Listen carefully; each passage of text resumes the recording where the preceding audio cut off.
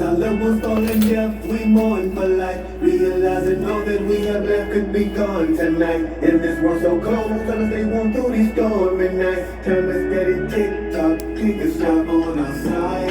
As our loved ones fall in death, we mourn for life, realizing all that we have left could be gone tonight. In this world so cold, tell us they won't through these stormy nights. Time is steady tick-tock, click and stop on our side. Lost so many levels, I can't even count them. I buried my brothers and moving without them. With so many mothers left empty and hollow. Till when she wake up, she working without them. The time that we born, it will be gone. Just like a thief in the night that we mourn. If we gotta die, then why would we born? In critical times, these rumors of war. Now rumors no more. The king of the south is back and forth with the king of the north. Millions die, yeah, we seen it before. But fix your eyes, cause you see many more. The police keep killing us, but not a word is said. The devil make them do what murder says. Thinking just what is disturbing me. Word from my enemy scourging me while they cursing me. Don't know why they call it, don't even know me, but I'm dodging y'all, oh y'all. He would never leave me in the dark, no, no, oh God. Even though there'll be a resurrection from the grave, we still mourn, we mourn, yeah, we mourn for life. Realizing all that we have left could be gone tonight. In this world so cold, tell us they won't through these stormy nights. Time is steady tick-tock, click and stop on our side.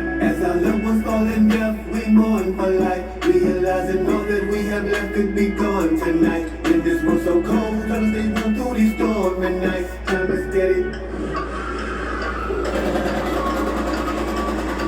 It's not on our side.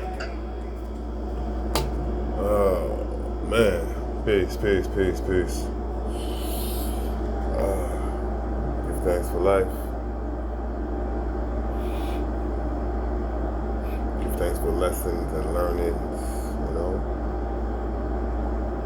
It's like if you survive the ordeal, if you make it through till the morning after a rough, you know, day or night, you gotta give thanks, you know. You made it through, so you survived the drama. What's the life lesson? You know, your emotional state plays a role in this world we live in. Your emotional state plays a role in the food you crave, you know. That's why, you know, it's so important to manage your emotions, you know, talk about them, get them out. So it all falls in line, you know, with the same, you know, life it's holistic, you know. It's holistic. You know, if you want to thrive, eating fruits and eating clean and raw and all these things, yeah, you got to manage the other aspects of your life because they intertwine, you know, they spill into each other. How you feel, you know, plays a huge role in what you desire and what you crave, you know, yeah. Especially because when most of us have more years eating bad than eating good. Most of us have more years eating for our emotions.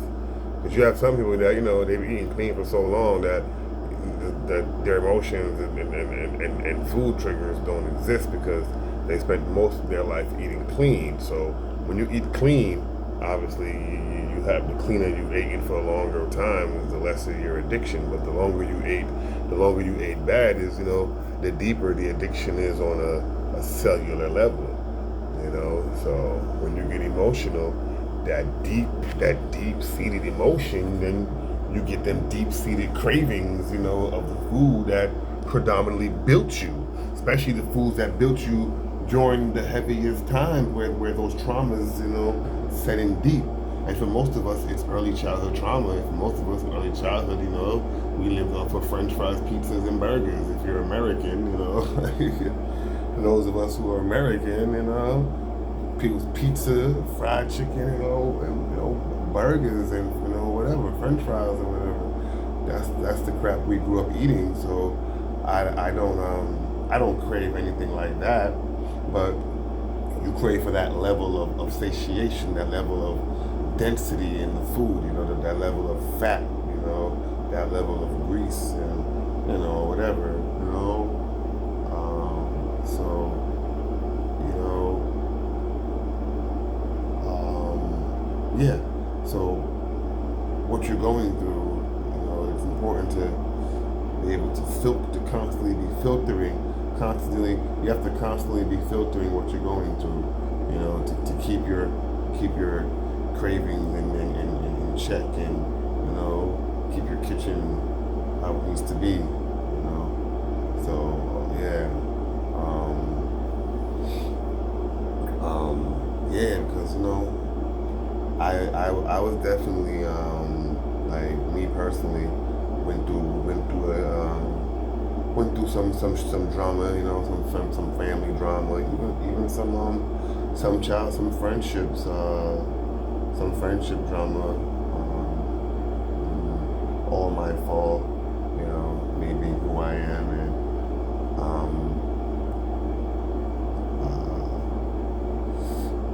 me having the spirit of impulses, just saying, you know, just say whatever comes to me, thinking that everything I say is so wise, and everything I say is gonna be, you know, enlightening to you, and assuming that people know that everything I say is with the best intentions, no matter how harsh or abrasive it is. You know, I speak very harsh and very abrasive. I do, and not when I say harsh and abrasive, I don't mean like I'm cussing people out like vulgarity, or like I'm always yelling. You know, I always speak loud. But when I say harsh and abrasive, it means it's like I guess I don't.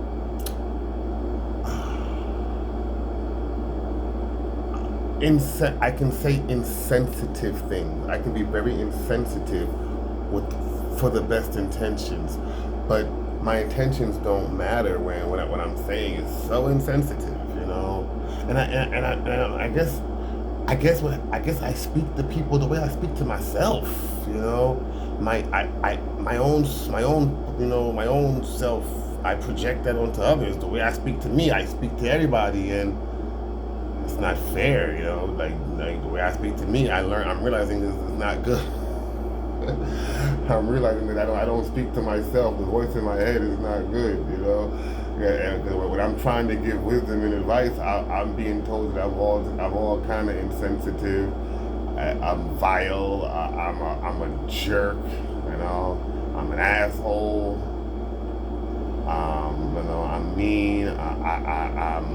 I'm maliciously trying to hurt people. When that could be the furthest from the truth. So then when they tell me that, I spend 2 hours pleading my cause, you know, trying to undo the damage that I done, because the damage wasn't intentional, but it was so direct. I'm like, dang. So when these things happen, I'm really, you know, this is like my diary right now. But I say all that intimate personal stuff to say, after going through all that, you know, unintentionally, but you know, it happens, because you know, like I say these things thinking that the response is going to be, oh my God, great teacher. Well then, what should I do? What is your wisdom for me? Like teach me, oh great one. Teach me, oh wise teacher. You know, let me not be. You know, like I'm talking like, you know, like I spend too much time in my Bible. You know, like I form my mind in the Bible. Like I realized that as a child, you know, when people were playing bingo and hopscotch and Monopoly and Pictionary, I was reading the Bible. I was studying the Bible. I was going to church 3-4 times a week, and I didn't have to. Like I didn't grow up in a religious zealous family. My household was worldly. This was my choice. You know, I chose to dive into church and to dive into the Bible. That was my willingness. This wasn't something that grandma made me do or my dad made me do. My dad went to church on Sundays. My dad thought I was crazy, you know, on some cult stuff. You know what I mean? Same with my mother. My mother wasn't Billy. My mother didn't even get into church and God and the Bible until she was old. When she had energy and she had life, she didn't depend on no God. She knew that it was on herself. She wasn't on that God stuff until she got old. So yeah, this was by choice. Like I chose, you know, I've always been fascinated with theology, and you know, and back then, you know, if you're black, you know, yeah, he was a Christian. So like even right now, if I speak to you guys, look at the size of this Bible that I have on my table right now. That I just, that somebody just gifted it to me, and I've been going through it, you know, like a little kid, you know, with a new toy, having fun, you know. And yeah, so I'm realizing that the way I speak to people is on some King James, just raw, well, thou art a sinner, like I'm talking to everybody, the way Christ talked to the Samaritan woman at the well, like, look at you now, you living with a man who's not your husband after you have 5 husbands, just calling all your business out there, man, making you feel bad about your life, not intentional, but thinking that I'm gonna, shame them into righteousness, or or show that, or like shame them into seeing that they're being selfish. Like I try to shame people into righteousness rather than I guess nourish them into righteousness. I'll try to shove your deeds back in your face, because people will say what they're doing in a pretty manner, and I'll say what you're doing back at you in a raw manner. Like, you see, like okay, when I say it, it don't sound good, right? I know who I learned a lot of that from too, like. Watching like I don't know. Anyway, just stupid stuff. That's not stupid stuff, but I don't know. Like anyway, it was this court show that I used to come on. I used to watch a lot of, and the judge used to just berate people, and I guess I find myself berating people biblically and judgmentally. Like, but I do it. I do it thinking that I'm gonna make you want to put on ashes and sackcloth and repent. But all I'm doing is just pushing people away and ostracizing myself and alienating myself and I started after the last two weeks or so of like severely emotionally hurting 3 people in my life. I said let me go online and start looking up some stuff, and started looking into things, and I came across this book online or something called like the I don't know, the unhealed wound or something, and it was just talking about childhood trauma and how it changes and really develops your brain, and it makes you subconsciously sabotage relationships and things like that. And I'm like, okay, I can tell how I partially do that with some with situations. I can see how that kind of happens. But again, I'm saying all this because I'm showing you how it all relates back to how everything intertwines. Because now, while I'm doing all this reflection and I'm doing all this relating and all this studying and all this hurting, with the outbursts and what took place, this is really making me, have cravings. Now I want to feed the pain. Like we want to feed the pain. Like we want to stuff that pain down with heavy foods. I'm glad to say I didn't. But yeah, like I want to go and and get go to the frozen food section and get some of those vegan pizzas.